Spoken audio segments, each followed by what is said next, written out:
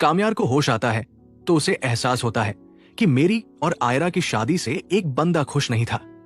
उसके जहन में फौरन खावर का नाम आता है। वो ठीक होते ही उसे ढूंढता है, इश्तियाक से पूछता है, लेकिन उसका किसी को कुछ पता नहीं होता। एक दिन अचानक कामयार कंपनी की मीटिंग के लिए एक रेस्टोरेंट जाता है। वो वहां अपनी टेबल पर बैठने ही वाला होता है कि तभी उसकी नजर सामने वाली टेबल पर पड़ती है। वहां उसे खावर और फरीहा एक साथ दिख जाते हैं। कामयार चौंक जाता है। वो चुपके से उनकी टेबल के पीछे वाली सीट पर बैठ जाता है और उनकी बातें सुनने लगता है। फरीहा हंसते हुए खावर से कह रही होती है, खावर मान गए तुम्हारी एक्टिंग को। तुमने कामयार का एक्सीडेंट करवाया और इल्जाम भी उस पर लगा दिया। अब आयरा को लगता है कि कामयार गलत है।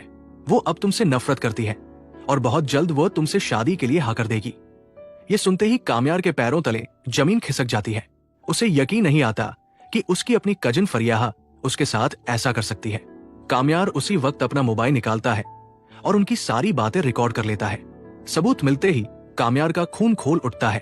वो अपनी सीट से उठता है और सीधा उनके पास जाकर फरीहा के मुंह पर एक जोरदार तमाचा मारता है।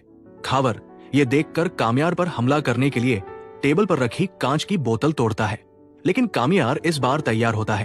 वो खावर का हाथ मरोड़ देता है और उसे वही जमीन पर पटक देता है और लातों घूंसों से उसकी पिटाई शुरू कर देता है। रेस्टोरेंट में हंगामा मच जाता है। तभी पुलिस वहां आ जाती है, क्योंकि कामयार ने अंदर आने से पहले ही पुलिस को मैसेज कर दिया था। पुलिस खावर और फरीहा को रंगे हाथों पकड़ लेती है और उन्हें घसीटते हुए जीप में डाल देती है। कामयार वहां से सीधा आयरा के घर भाग है। वहां एक और नया ट्विस्ट आता है। आयरा अपने कमरे में अपना सामान पैक कर रही होती है और इरफान साहब उसे एयरपोर्ट छोड़ने जा रहे होते हैं, क्योंकि आयरा ने हमेशा के लिए ये शहर छोड़ने का फैसला कर लिया था। कामयार गाड़ी से उतरकर गेट पर खड़ा हो जाता है और चिल्लाता है, आयरा मत जाओ। इरफान साहब गुस्से में बाहर आते हैं और कहते हैं, तुम यहां क्यों आए हो? मेरी बेटी की जिंदगी बख्श दो। कामयार बिना कुछ बोले अपना मोबाइल निकालता है। ऑनवर्ड वीडियो इरफान साहब और आयरा के सामने प्ले कर देता है। वीडियो में फरीहा और खाबर का गुनाह साफ सुनाई देता है। सच्चाई जानते हैं कि आयरा के हाथ से बैग छूट जाता है और वो फूट फूट कर रोने लगती है। इरफान साहब को इतना पछतावा होता है कि वो कामयार के पैरों में गिर जाते हैं और रोते हुए कहते हैं, बेटा मुझे माफ कर दो, मैंने हीरे को छोड़कर पत्थर को चुना।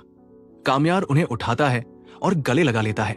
इरफान साहब फैसला करते हैं कि अब एक पल की भी देरी नहीं होगी। वो उसी वक्त मौलवी साहब को फोन करते हैं।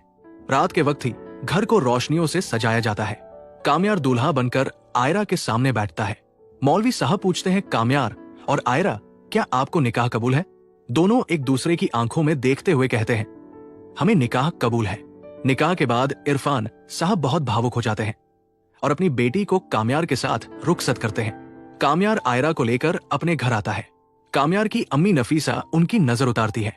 जब दोनों अपने कमरे में जाते हैं तो कामयार आयरा के लिए एक सरप्राइज गिफ्ट निकालता है। आयरा सोचती है कि कोई अंगूठी होगी, लेकिन कामयार उसे एक चाबी देता है और कहता है, आयरा ये उस नए बंगले की चाबी है जो मैंने तुम्हारे नाम पर खरीदा है। आज से तुम उस घर की मालकिन हो।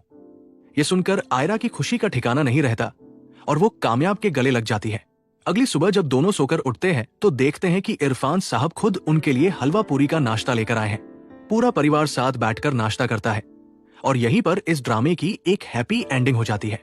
दोस्तों, अगर आपको कामयार की वफा और ये ट्विस्ट पसंद आया हो तो हमारे चैनल को लाइक, सब्सक्राइब और शेयर जरूर।